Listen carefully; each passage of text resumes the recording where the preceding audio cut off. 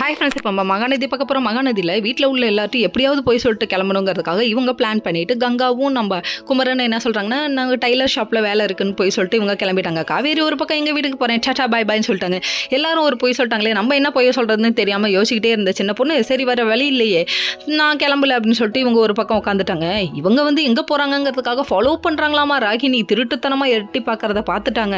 யார் நம்ம காவேரி பார்த்த உடனே அவளுக்கு ஒரு ஷாக் ட்ரீட்மெண்ட் கொடுக்குறேன்னு சொல்லிட்டு பின்னாடி ஒளிஞ்சிருந்து அவங்க பார்த்த வேலை இருக்கே ஊ அப்படின்னாங்க.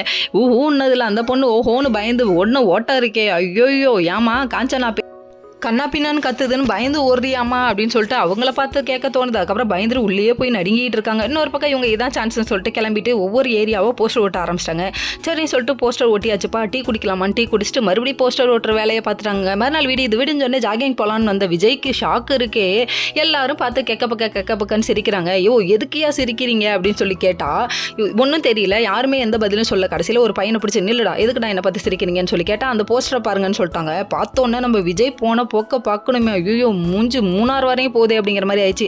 எம்மா உன் வாழ்க்கையில் சொந்த வாழ்க்கையில் நீயே சூனியம் வச்சுக்கிறியம்மா அப்படிங்கிற மாதிரி ஆயிடுச்சு. காவேரிக்கு வச்சு செய்ய போகிறாங்க. காவேரி இதுக்குத்தான் ஐஸ் மேலே ஐஸ் வச்சியா அப்படின்னு சொல்லிட்டு இவர் மனசில் நினைக்கிறாரு. ஐஸ் எல்லாம் வச்சது இருக்கட்டும் தம்பி, அப்பலாம்னா இது அப்பலாம் அப்படின்ற டைலாக பேசுறதுக்கு முன்னாடி யோசிச்சிருக்கிறது இல்லையா தம்பி அப்படிங்கிற மாதிரி ஆயிடுச்சு. சரி விடுங்க போனால் போகுது, இதெல்லாம் பெருசாக கூடாது விட்டுருங்க, வாழ்க்கையில் அடிப்படுறதுனா சகஜம் அப்பா அப்படிங்கிற மாதிரி ஆயிடுச்சு.